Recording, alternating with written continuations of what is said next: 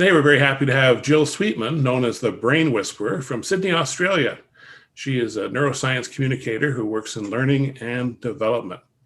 And along with Jill, we have Dr. Patrick Quaid. Dr. Quaid is an optometrist at the View Cubed Vision Therapy Clinics in Guelph and North York, Ontario. He's the author of Learning to See, Seeing to Learn, Vision, Learning, and Behavior in Children. Welcome, both of you. Thank you for having us. Thank you very much. Wonderful to be here. Conversation, let's do the topic of ADHD, a very popular and concerning topic for many individuals, many families. What do you see as ADHD in the classroom? Is it overdiagnosed? What are the kinds of things that you notice in your practice, Patrick, and Jill, and the many things that you do with clients around the world? Yeah, I think what we see in our clinic a lot is when parents bring their children into the clinic, and in addition to some visual concerns and academic concerns, we often hear, little Johnny has a tough time settling down in the classroom, and especially if there's print put in front of them. And I think what's important to note is ADHD is purely a symptom-based diagnosis, right? So, there's certain traits that have to be there. It's basically a checklist. And so there's no blood test, there's no MRI, there's no objective testing for it per se. So if you actually look in the DSM, it actually says, in the absence of other neurosensory disorders, the following symptoms apply for a diagnosis of ADHD. So that's a really important statement. In the absence of other neurosensory disorders. So vision makes up about 40% of the human brain. We have 1.2 million ganglion cells per optic nerve and about 30,000 ganglion cells per ear, just to put that in context. So vision is a very dominant sensory system. It's not the only one, but it's a dominant one. So if that child has a vision issue, there was a paper published in 2005, which looked at 266 kids on medication for ADHD. And just for one particular condition called convergence insufficiency, which is when a child can't pull their eyes in effectively to read, they found the incidence in the ADHD group was 15.9%. That's compared to 2 to 3% in the general population. So why is that important? Well, about 65% of the DSM criteria symptoms are also the symptoms that are present when your eyes do not team together. So there's easily a diagnostic confusion between the two. So going back to the DSM, when it says in the absence of other neurosensory disorders. So in my mind, ADHD, I'm not saying it doesn't exist. What I'm saying is it should be a diagnosis of exclusion. You should be ruling out everything else first before defaulting to that. Because when we start talking about medication, there's a publication authored by Princeton, Cornell, and the University of Toronto. And it was in the Journal of Health Economics. I believe it was 2015, 2016 paper. And it basically concluded and said, there's no real long-term academic gains by being on the medications. So you look at that and you go, okay, so we medicate somebody and there's no real long-term academic gains. Maybe the child is a little bit more controllable, for lack of a better word, in the classroom, but that's not really benefiting the child. It's benefiting probably more the teacher. And that's no disrespect to the teacher. I'm sure it's not easy to handle these kids in the classroom.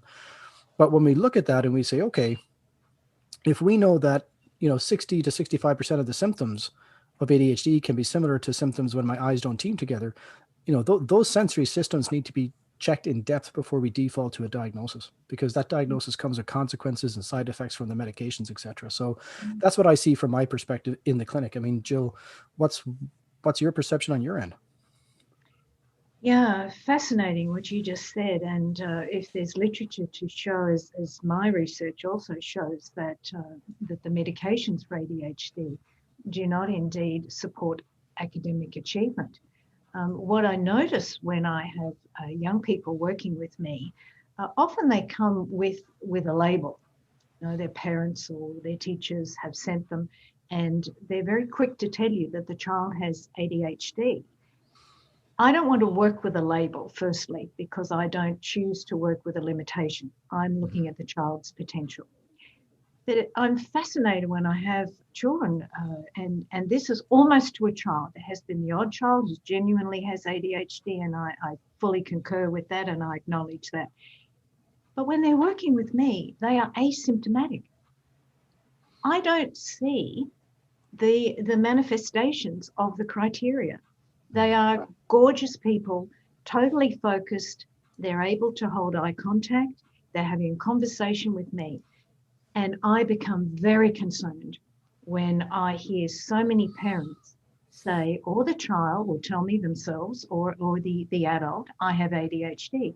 And yet when I work with them, it's not present.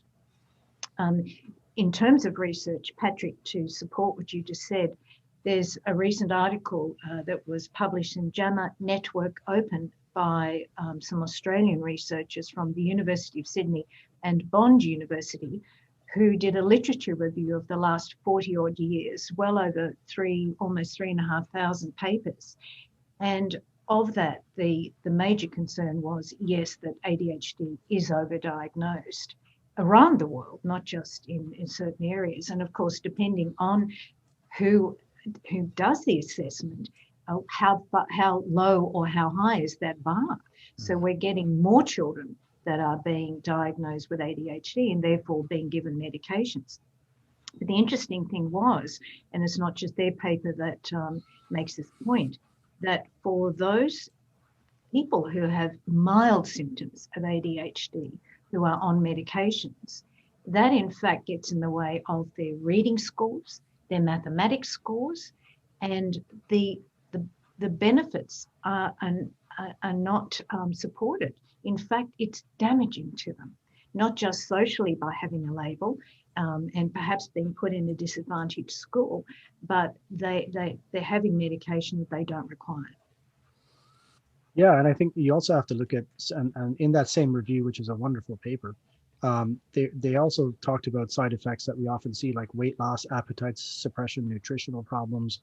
And although there was split evidence either way, there was actually a paper in there that talked about increased rates of suicides in some age groups of children.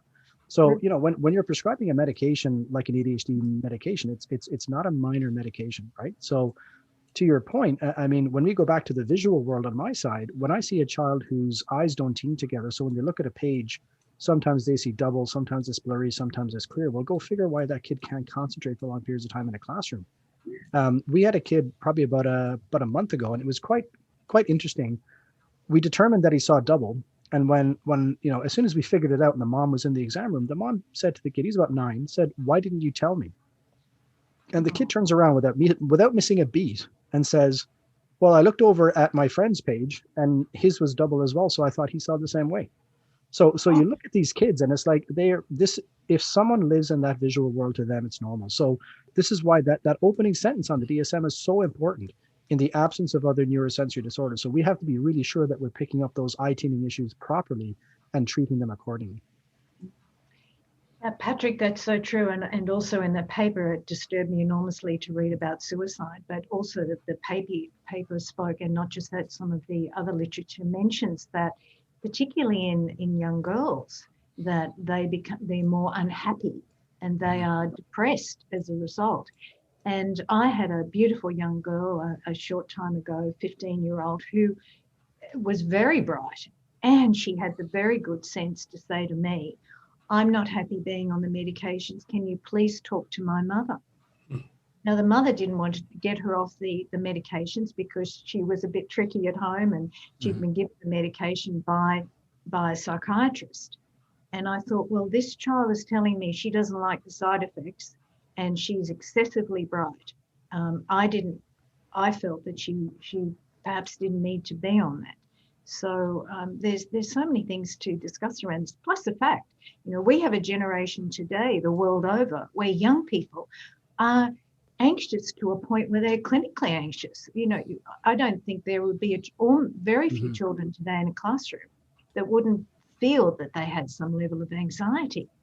I'm wondering why that is.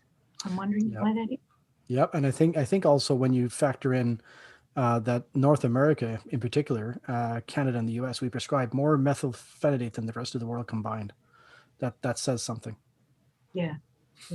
And yet it doesn't have to be. And this is where I feel that when children, and I feel that those that I have that have so-called labels, and whatever label that is, but we're talking ADHD right now, when they know they have an adult who cares for them, is affectionate towards them, and genuinely wants to hear from them and to further their learning, I can't help but think the spirit of that can override many medications that don't have to be given to those children. Absolutely. Very powerful. Well, this has been great. Thank you for a great conversation on this important topic and so many more things that we can talk about. We've been joined today by Jill Sweatman, the brain whisperer. You can visit her website, learn many more things, lots of good resources there for you to enjoy and to learn. And also Dr. Patrick Quaid, who's the author of Learning to See, Seeing to Learn, Vision, Learning, and Behavior in Children. Thank you both for making it an interesting conversation. Thanks for having us.